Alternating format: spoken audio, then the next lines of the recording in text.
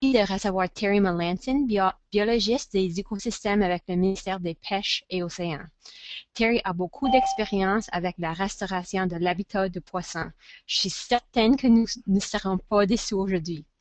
Avant que nous commencions, quelques détails. La période de questions et réponses serait à la fin de la présentation. Vous pouvez demander les questions en anglais ou en français. Si vous voulez demander une question, utilisez le panneau de configuration de GoTo. C'est la petite boîte grise. La flèche orange l'agrandit. Pendant la présentation, pendant la période de questions, je m'excuse, et réponses, vous pouvez lever votre main. Ça, c'est l'icône avec la main jaune et la flèche verte, et nous activerons votre microphone. Ou vous pouvez taper votre question dans le panneau de configuration et je la lirai à haute voix. Finalement, si le panneau ne marche pas, vous pouvez m'envoyer votre question par courriel. Mon adresse courriel, c'est darla@salmonconservation.ca. Je passe maintenant la parole à Terry. Oui, salut tout le monde. Ça fait grand plaisir de présenter sur le sujet de la restauration de l'habitat de poisson. Comme Darla a bien mentionné, ça fait depuis le milieu des années 90 que je travaille au niveau des rivières. Ça a toujours été une passion pour moi. Pour les gens qui me connaissent, c'est certain que c'est une passion et ils savent que j'aime bien faire ça. C'est ça. Donc, pour vous donner un survol, je vais voir, m'assurer que la présentation fonctionne. Ah, là. C'est tout basé là-dessus, une publication du ministère de Pêche Océan qui a sorti en 2006. C'était de quoi qu'on avait conçu pour les groupes environnementaux, justement pour vous donner un aperçu de comment les rivières fonctionnent, ou les bassins versants, disons, quels sont les problèmes les plus communs et comment on fait pour adresser ces problèmes-là. Et ensuite, à la fin du manuel, on se trouve dans un genre de livre de recettes de différentes techniques de restauration. Et justement, c'est ça qui va être le point de ma présentation aujourd'hui, c'est de parler de ces différentes techniques-là. Donc, c'est ça. Le manuel avait essentiellement quatre parties. La première étant des définitions sur l'intendance, c'est quoi la restauration écologique. Deuxième partie était plutôt de genre de texte scientifique qui parle des processus physiques, chimiques et biologiques dans un bassin versant, les impacts, comment on atténue ces impacts. La troisième partie, c'est comment planifier un projet quelconque. Et la quatrième partie, les techniques. Donc, on saute tout de suite là-dedans. C'est pourquoi qu'on va aller faire la restauration de l'habitat. Ben, une façon logique d'approcher le sujet, lorsqu'on considère une rivière candidate pour un genre de travail, on veut considérer en premier si l'habitat serait fragmenté. En d'autres mots, est-ce que le poisson a libre passage partout? Est-ce qu'il y a quelque chose qui l'empêche, comme des ponceaux qui sont perchés, des barrages ou certains obstacles qui l'empêchent de se rendre aux frayères? Une fois qu'on a un plan pour régler ces choses-là, ben ensuite on considère les sources ponctuelles de pollution. Il y a des sources directes que nous pouvons atténuer. Parfois, on connaît pas les sources, donc c'est ça qu'on appelle les sources non ponctuelles.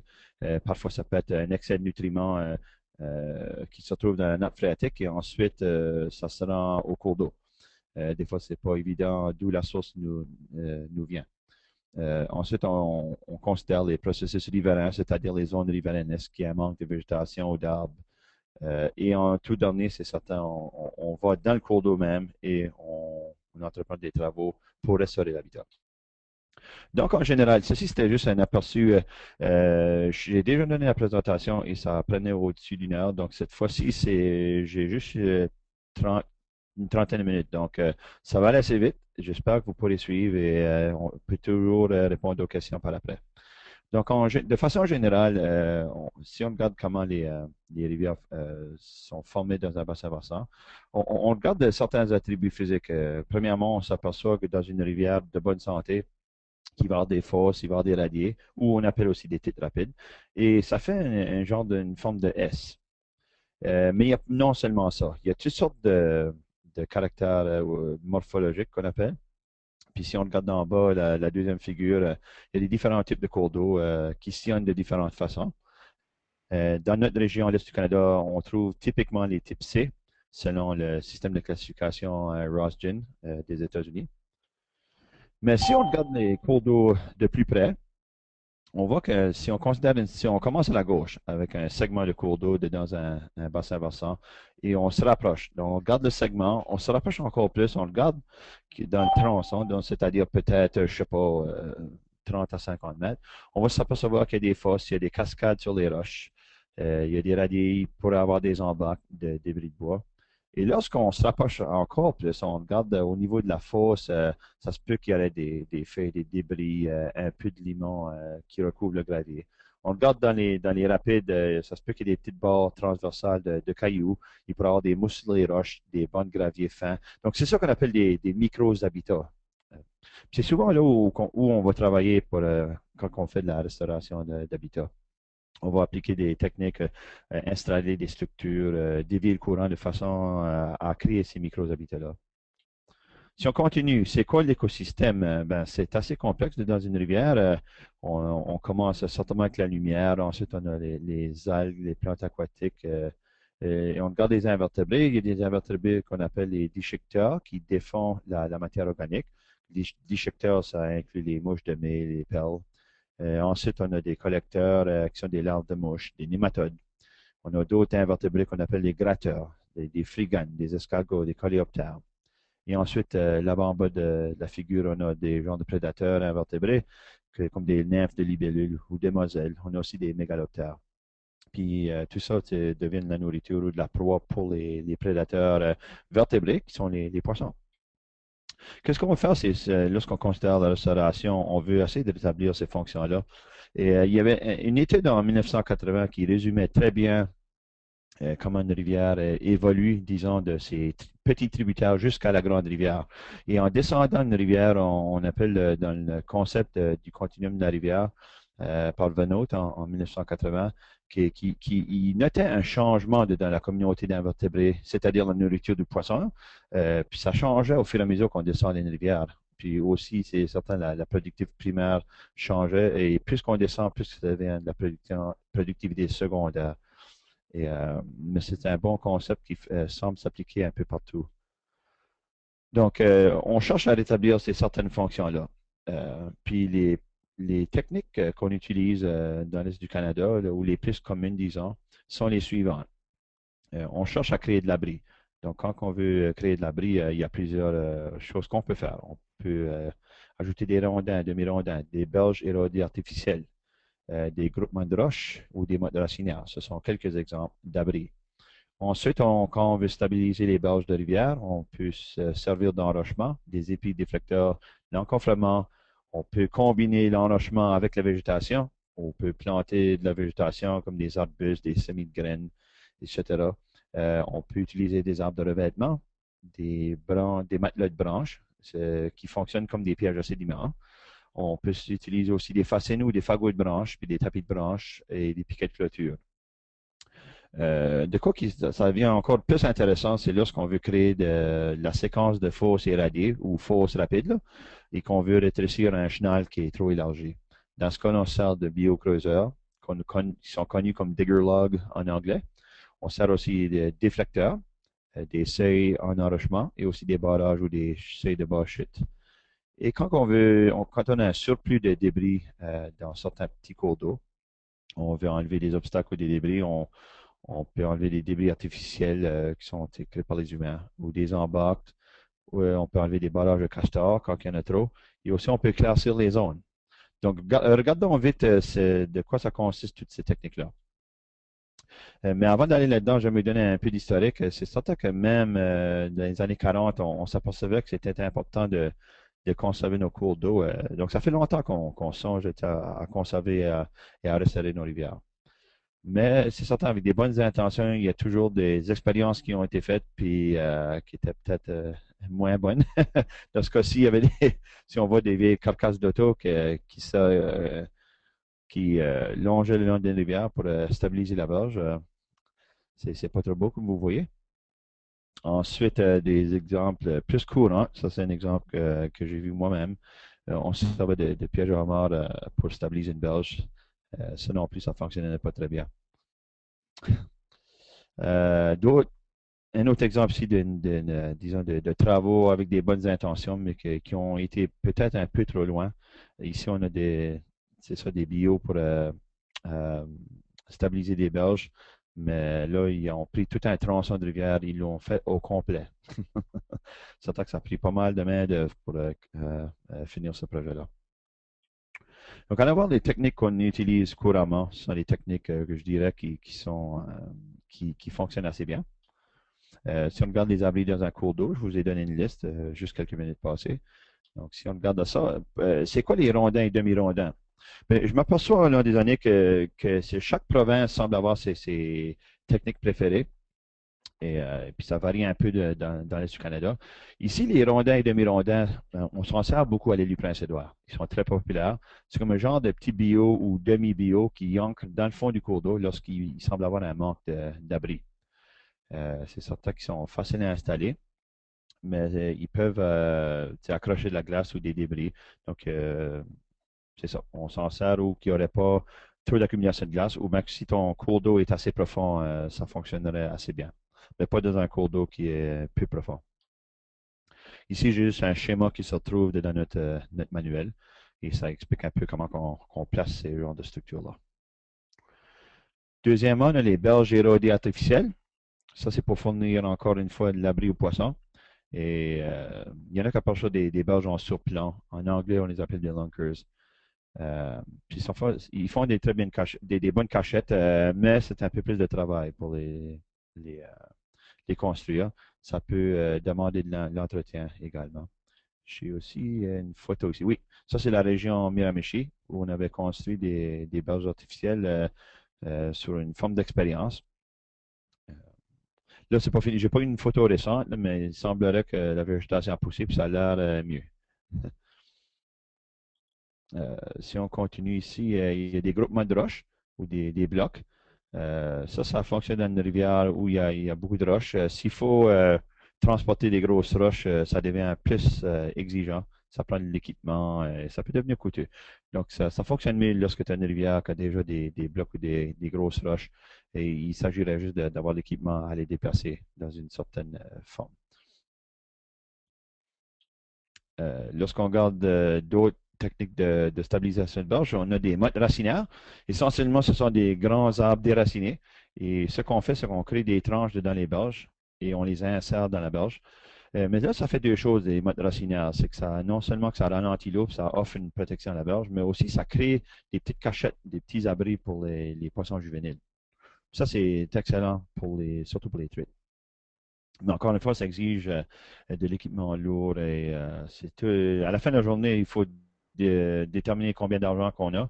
Puis souvent, on a toutes les bonnes idées, mais c'est souvent les finances qui vont décider ce qu'on veut faire. Euh, Ça, c'est un schéma de comment on place les modes racinaires. Regardons la stabilisation de berge, les autres techniques. On a l'enrochement, ce qu'on appelle aussi le riprap. C'est certain que ça fonctionne très bien, mais ça crée une berge endurcie et souvent pas agréable à voir. Mais dans les cas d'érosion extrême, parfois on doit s'en servir. Si on regarde une autre forme d'enrochement, tu as des formes d'enrochement ici où on a un peu plus de roche qui rentre dans le chenal. Puis ça, on appelle ça des épidéflecteurs. Des fois, ça va créer un peu de tourbillon dans le courant et créer d'autres micro-habitats. Mais la même chose, ça endurcit la berge et c'est moins agréable. Mais quand on a besoin, dans des cas extrêmes, ça fonctionne très bien. Ça, c'est un exemple. Vous voyez là la photo sur la River Phillip en Nouvelle-Écosse. OK, si on continue, on a l'encofrement. Ça, c'est là lorsqu'on installe des bio contre la berge pour essayer d'encasser la berge d'une façon qu'elle ne tombe pas. Là. Ici, c'est un projet, vous voyez peut-être pas trop bien le nom, là, mais c'est Mill Creek à Sainte-Marie de Kent au Nouveau-Brunswick, un de mes anciens projets où on avait, c'est ça, utilisé un encofrement pour protéger la berge. Ça marche, c'était assez facile pour construire lorsque tu as assez de main-d'œuvre, mais la durée de vie peut être assez courte parce que c'est quand même des bio et ça pourrit. Ici, on a juste d'autres schémas pour nous montrer des façons de stabiliser la berge avec l'enrochement ou l'encofrement. Ensuite, ce qui semble être un compromis entre les personnes qui croient dans la végétation uniquement, puis les autres qui croient uniquement dans l'enrochement, on peut, c'est ça, installer de l'enrochement, mais sans mettre du géotextile dessous. Puis on peut semer de la graine ou des arbustes. Mais l'idée ici, c'est de laisser la végétation pousser entre les roches. Encore une fois, ça serait peu d'entretien et ça t'offre le meilleur compromis entre les deux situations. Euh, Moi, je suis un gros promoteur pour les gens qui me connaissent de stabiliser les berges avec la végétation lorsque, disons, le risque d'érosion n'est pas trop extrême. Dans ce cas-ci, c'est un projet sur le ruisseau Oua, près de Pokemouche, au Nouveau-Brunswick. Le groupe avait installé des petits arbustes de cornouiller, des dogwood qu'on appelle en anglais. Et ça peut fonctionner assez bien. Lorsqu'on sème la graine, on plante des arbustes. Mais il faut que les arbustes avec le type de, disons, ou le potentiel d'inondation. Ça prend des arbres qui sont au moins tolérants à l'humidité. Puis, dans le fond, c'est certain que ça ajoute une valeur esthétique, puis aussi, ça contribue à du débris végétal, puis des insectes au cours d'eau. Voici un projet, je ne sais pas si Élie Roussel est parmi nous, du groupe de Pokemouche, mais ici, un projet où on avait travaillé ensemble. Ouf, ça c'est en haut, vous verrez à la gauche une photo en 2002 du ruisseau McConnell près de Sainte-Rose, au Nouveau-Brunswick. On avait de l'érosion qui était assez sévère pour le petit cours d'eau. Puis voici dans le milieu, je pense peut-être au 2004-2005, si je ne me trompe pas. Là, on venait juste de planter des arbustes et d'autres, utiliser d'autres techniques. Puis en bas à la droite, c'était en l'été 2010, soit 4 ou 5 ans plus tard, on voit que la berge est bien stable et les choses poussent bien. Donc, si on continue les arbres de revêtement, ça c'était nos techniques qu'on utilise assez régulièrement dans le Nouveau-Brunswick. Ici au ruisseau Oua, on a une rangée d'arbres essentiellement qui sont collés contre la berge. On les enclave à l'aide de piquets. Puis ça t'offre au moins un abri pour la berge pour réduire l'érosion. Aussi, si on sert d'arbres, dans ce cas-là, ça devient des pièges à sédiments, puis ça renforce la berge encore plus. Mais c'est certain que ça peut subir des dommages dus à la glace ou des écoulements extrêmes. Donc, des fois, ça prend de la maintenance. Ici, juste une façon, un schéma pour démontrer un peu comment on les installe. D'autres techniques ici, les matelas de branches, les pièges à sédiments, on s'en sert beaucoup à l'île du Prince-Édouard. Eux autres les appellent brush mats en anglais. Puis ici, c'est justement pour stabiliser le fond. Lorsqu'on a beaucoup de mouvements de sédiments, on les installe de façon à réduire, disons, le transport du sédiment. Ça, puis ici, comme vous voyez dans la photo à gauche, là, c'est vraiment extrême. Ça, c'est de la sédimentation extrême. Ça semble presque une plage dans le fond de ce cours d'eau-là. Donc, dans les cas extrêmes de sédimentation, comme à l'île du Prince-Édouard, c'est beaucoup utilisé. Ici, vous voyez, on les installe souvent à l'intérieur d'une courbe, à l'intérieur d'un méandre, dans un cours d'eau. Ensuite, on a les fascines de branches, ou des fagots de branches, et aussi des tapis de branches. Ces techniques-là fonctionnent bien lorsqu'on a une berge dénudée qui peut subir de l'érosion. Les fascines, qui est la photo à gauche, là, c'est essentiellement un rondin de branches d'aune ou de saule. Donc, on se fait un rondin, disons, d'une trentaine de centimètres de diamètre. On les attache ensemble, puis on se crée un genre de tranche, une demi-tranchée dans la berge. On les insère, puis ça, on le fait avec des branches fraîchement coupées, parce qu'on veut non seulement que la fascine empêche ou ralentisse l'eau d'écoulement, mais aussi que ça commence à pousser. Donc, ça se peut qu'il y ait des petites branches qui poussent à partir des saules et des zones. Donc, ça fait deux choses. Ça empêche l'érosion, puis aussi ça ajoute la végétation. Puis dans la photo de droite, pour les tapis de branches, on prend essentiellement comme des branches qui sont plates et larges, disons d'un épinette ou d'un sapin, et on les aplatit à terre, puis on les garde en place avec des piquets et de la corde. Les deux fonctionnent assez bien. Ici, un exemple d'un projet sur la rivière Bouctouche. C'était le long d'un pâturage agricole. Donc, vous voyez à la gauche, je ne sais pas si vous voyez mon curseur ici, on a des fascines justement dans la partie gauche de la photo. Puis ensuite, plutôt à la droite, le milieu et la droite, ce sont des tapis de branches. et ça fonctionnait très bien pour réduire l'écoulement parce que cette berge-là était complètement dénudée et elle érodait et tout tombait dans la rivière. Lorsqu'on continue, on a des piquets de clôture. Ça, c'est une technique qu'on utilisait, je la vois de moins en moins, mais lorsqu'on a une section de berge qui est érodée et disons qu'on a déjà perdu une portion significative de la berge, ça se peut qu'on planterait des piquets dans la rivière. Ça fonctionnerait dans des petits ruisseaux. Dans les grandes rivières, j'aurais peur parce qu'il y a toujours le risque des glaces qui vont défaire la structure, mais dans un petit cours d'eau, ça peut fonctionner assez bien. On insère des piquets dans le substrat et ensuite on l'attache, on sécurise contre la berge. Et ça se peut qu'on ajoute des débris de bois en arrière ou bien que ça se peut que ça soit de la roche si on a accès à de la roche. Mais ça exige de la main-d'œuvre, c'est certain. Là, ensuite, les techniques que je dirais qu'on utilise le plus au Nouveau-Brunswick, ce serait la création des fosses rapides et le rétrécissement du chenal. Et on commence avec la technique très populaire appelée les biocreuseurs ou en anglais digger log. Ceci, elle a deux fonctions. Ça aide à rétablir le méandre naturel d'un cours d'eau, c'est-à-dire le genre de S qu'une rivière fait. Puis ça, lorsqu'on voit une rivière qui est impactée, souvent une rivière qui est un peu maganée, comme on dit, elle va être souvent élargie et elle va perdre sa forme de S. Mais ceci, ça aide à rétablir ça. Donc, on installe un biocreuseur à 30 degrés au courant, puis ensuite, on alterne. Donc, en descendant, le prochain biocreuseur va être 30 degrés de l'autre sens, et ainsi de suite. Mais il faut déterminer l'espacement des biocreuseurs, puis la façon de le faire, c'est qu'il faut aller chercher une section de ruisseau naturel et on peut soit se servir de deux choses. On peut aller voir une carte, puis ou ben, il y a même on peut faire un calcul de quoi serait la largeur approximative du cours d'eau selon des modèles mathématiques ou selon disons, avec un cours d'eau avec un bassin de drainage comparable. Ou bien, on peut aller prendre des mesures puis trouver des sections de rivière où c'est moins élargi puis ça a l'air le plus naturel possible et on peut comparer. Mais une fois qu'on a décidé c'est quoi la largeur naturelle du cours d'eau, ensuite, on va installer les biocreuseurs à tous les 5 à 7 fois la largeur naturelle du cours d'eau. Donc, une fois qu'on a déterminé la largeur, le reste tombe en place. Voici une coupe de photos des biocreuseurs. On les installe pas trop haut parce qu'on veut que l'eau cascade et ça crée une fosse juste en bas. Ça, c'est Jonathan Creek à Moncton. Aussi, on a une photo ici d'un autre biocreuseur à l'île du Prince-Édouard qui semble fonctionner très bien. Comme vous voyez juste en aval, l'eau tourbillonne, ça augmente l'oxygène dissous dans l'eau. Ça crée une fosse, puis ça a des très belles cachettes pour les truites adultes.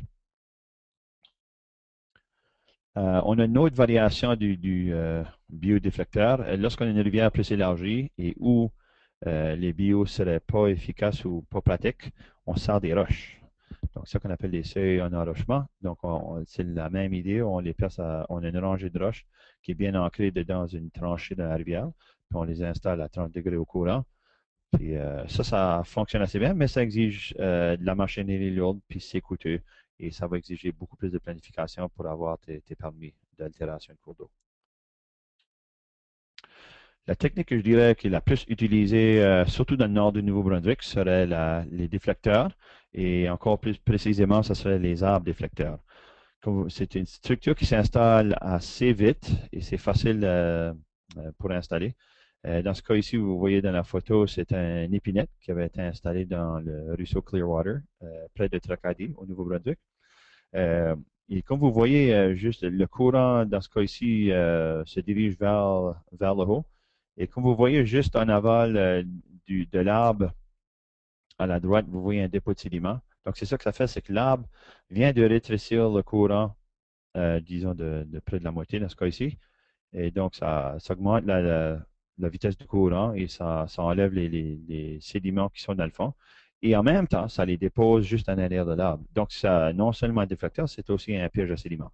Ça fonctionne très bien et, ouais, très peu coûteux. Voici une autre forme de déflecteur. Lorsqu'on a une rivière un peu plus large, on se sert des caissons. Donc, essentiellement, ce sont des bio avec des roches en arrière. Puis, on les fait de forme triangulaire. On a d'autres techniques pour essayer de créer des fosses ou ralentir l'eau, ou même des fois pour augmenter le niveau d'eau. Dans ce cas ici, on a ce qu'on appelle des barrages ou des seuils de basse chute. Je vous donne une photo juste à côté. Ça, c'est moins utilisé, mais on s'en sert plus en grande rivière. Mais encore une fois, ça exige de la machinerie lourde, surtout dans le cas des seuils en roche. Puis comme vous voyez, celui en bio, ça exige quand même un peu de main-d'œuvre. Ceux-ci, à la droite, on s'en servirait plutôt souvent à l'île du Prince-Édouard lorsque des ponceaux sont des fois installés trop haut et qu'on veut monter le niveau d'eau juste assez pour que les poissons puissent entrer dans le ponceau. Dans ce cas-là, on se servirait de ces barrages-là. Voici juste un genre de seuil en enrochement. Ici, ça c'est, je pense, s'appelait le J-Vein et on s'en sert beaucoup, surtout aux États-Unis. Parlons maintenant d'enlèvement d'obstacles et des débris. Ici, j'ai pris un cas extrême. J'espère que vous ne trouvez pas des cas comme ça dans vos bassins versants. Euh, Moi, je l'espère. Non seulement que c'est pas beau à voir, mais ça peut ajouter des contaminants au fur et à mesure que les contenants se dégradent ou les déchets. Ça peut empêcher le passage du poisson. Ça peut retenir des sédiments, causer d'autres sortes de problèmes. Donc, c'est certain, on veut enlever ces genres de débris-là. Ça, c'est évident. Mais dans les cas où on a trop de débris naturels, puis ça, j'en ai vu beaucoup, surtout dans le nord-est de la province du Nouveau-Brunswick. Euh, il y a beaucoup de cours d'eau, des petits cours d'eau où on a, disons, un surplus d'ondes dans la zone riveraine et ça fait en sorte que les ondes tombent dans les cours d'eau et on se trouve avec des débris partout. Et ce que ça fait, c'est que non seulement que ça empêche l'eau de s'écouler naturellement, mais par le fait que ça ralentit l'eau, ça cause aussi les sédiments de rester en place. Donc, ces débris massifs-là, comme ce surplus de débris-là, deviennent essentiellement des trappes à sédiments. Et qu'est-ce qui arrive? On se retrouve avec des cours d'eau qui sont très sédimentés, ils sont élargis euh, et, euh, et de très mauvaise qualité, surtout pour les salmonidés. Donc, qu'est-ce qu'on fait dans ce cas-là? Souvent, on va recommander d'enlever des débris, surtout le surplus, parce qu'on reconnaît que les débris ligneux sont très importants à l'écologie d'un cours d'eau. Donc, on enlève ceux-là qui empêcheraient le courant de s'écouler et on va garder ceux-là en place qui n'empêchent pas le courant de s'écouler. Donc, un autre projet qui est assez facile à entreprendre lorsqu'on a quelques personnes et on a de la main-d'œuvre. Dans le cas des barrages, est-ce qu'on enlève les barrages, est-ce qu'on les garde? Ça, c'est une question euh, souvent posée dans chaque bassin versant et souvent on peut juste répondre une fois qu'on a consulté, disons, vos experts en ressources naturelles et vos biologistes parce que les castors font partie de l'écologie d'un bassin versant. Là, mais c'est ça, ça peut devenir un problème lorsqu'on a trop. Dans ce cas ici, il semble encore avoir un débat sur le passage du poisson. Il y en a des études qui suggèrent que certaines truites peuvent passer pareil. Il y en a d'autres qui disent que non. Donc, c'est un sujet qui est encore un débat aujourd'hui. Mais lorsqu'on doit les enlever, c'est certain, il y a des techniques puis des lignes directrices qu'il faut suivre. Dans le cas ici, j'ai un exemple de projet qu'on entreprend souvent. C'est ça, comme j'ai mentionné juste une minute passée, c'est lorsqu'on a trop de débris qui viennent des zones, ben là, non seulement qu'on doit enlever des débris dans le cours d'eau, mais on devrait aussi éclaircir les zones qui se retrouvent sur les berges. Souvent, notre ligne directrice de pêche océan, c'était qu'on éclaircisse assez pour, disons, une personne haute qui soit capable de marcher dans le centre du chenal. Et dans ce cas ici, on veut enlever le surplus de branches qui se trouvent dans le cours d'eau, mais en même temps, on ne veut pas ouvrir la canopée parce qu'on reconnaît que dans les petits cours d'eau que l'ombrage est très important. C'est comme ça qu'on garde la température de l'eau fraîche. Et la chose qu'on ne veut pas faire, c'est d'ouvrir la canopée de sorte que le soleil entre puis ça réchauffe ton eau. Donc, c'est ça. On cherche à éclaircir, disons, puis de garder quand même des zones au-dessus. Puis en faisant ça, ça peut au moins diminuer l'apport de débris qui vont tomber dans le futur. Mais comme dans son cas, c'est facile à entreprendre, mais souvent les branches vont tomber de nouveau, donc il faut revenir peut-être à tous les 5 ans et d'éclaircir de nouveau. Donc ça prend de la maintenance. Ici, deux exemples de projets dans le nord-est du Nouveau-Brunswick. Je me souviens que dans la photo à gauche, vous verrez où ma flèche indique le cours d'eau. Ça, c'était un premier cours d'eau que j'avais visité lorsque j'avais commencé à travailler à Pêche Océan. Euh, je me souviens que le coordinateur m'avait porté là, puis il dit, ah, ben, il dit, vois-tu le cours d'eau? J'ai dit, il est où le cours d'eau? Parce que je ne le voyais pas. Une fois qu'on marchait, là, finalement, on est tombé les deux pieds dans le cours d'eau, mais là, ça, c'est un exemple extrême de lorsqu'on a trop d'ondes et c'est ça, éventuellement, ces branches-là vont tomber dans le cours d'eau et ça va devenir des trappes à sédiments. Ici, à droite, dans le ruisseau Soul à Bois-Blanc, au Nouveau-Brunswick, le groupe avait entrepris un éclaircissement des ondes que vous voyez, il y en a qui ont été coupés ici sur les berges. Et je pense là, ils ont même installé peut-être des déflecteurs. Donc, voici à quoi peut ressembler un ruisseau qui a trop d'ondes et ensuite un qui a été éclairci un peu de ces ondes. Oh oui, c'est ça. Je pense que je l'ai fait dans presque une demi-heure. Donc, c'était, comme j'ai dit, c'était un aperçu très vite. Puis c'est même difficile d'expliquer un peu les fonctions des structures lorsqu'on doit se dépêcher. J'aurais aimé d'avoir plus de temps, mais c'était juste pour vous donner un petit goût de qu'est-ce qu'on utilise comme technique pour restaurer l'habitat du poisson. Mais pour plus d'informations, je vous suggérais d'aller voir le lien qui se trouve dans le milieu de l'écran. Ça, c'est le site Internet de Pêche Océan, la région du Golfe, qui se trouve à Moncton. Vous verrez qu'il y a un lien à un document, le document qu'appelé Restauration écologique des habitats aquatiques dégradés. Si vous cliquez sur ce lien, vous aurez accès au document en format PDF. Vous pouvez le télécharger, puis ensuite l'imprimer et l'utiliser. Et c'est certain si vous avez d'autres questions, puis je m'attends à d'autres questions, ça me ferait grandement plaisir de vous les répondre. Donc, c'est ça. Je passe la parole à Darla, si elle veut. Puis je vous remercie de OK. votre temps. Puis ça a été un grand plaisir. C'est chouette de pouvoir vous voir sur le terrain peut-être à l'été 2013. Merci beaucoup, Terry. C'était excellent. Vraiment, vous avez donné un beau aperçu de toutes les techniques de restauration. Je pense que même votre présentation, ça peut servir comme une ressource pour des gens qui veulent travailler des techniques de restauration dans leur bassin versant. Oui, oui, j'espère qu'ils s'en Ah, servent. C'est ça qui est l'intention. je sais que je vais l'utiliser. Ah, ben c'est bien. Donc, maintenant, comme Terry a dit, on peut avoir des questions.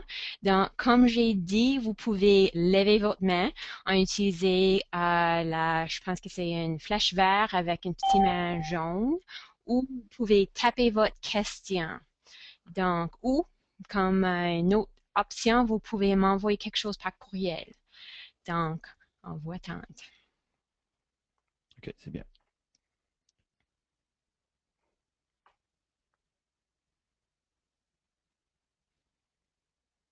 Peut-être quand on attend, j'ai une question pour Terry. J'ai eu une question de quelqu'un qui a voulu participer dans la présentation, mais sans français. Est-ce que la présentation, est-ce que c'est disponible en anglais? Oui, j'ai une version, c'est peut-être pas la même version, mais j'en ai une qui aurait toutes les mêmes techniques en anglais. Je pourrais partager avec toi si tu veux, Darla, Oh, puis excellent. si tu veux. Oui, je te l'enverrai. Excellent, merci beaucoup. Oui, Parce d'ailleurs. que je pense que vraiment, vous avez beaucoup des belles images, des graphiques et des belles descriptions des techniques différentes. Je pense que oui, ça peut être vraiment utile. OK, d'accord, ça me ferait plaisir.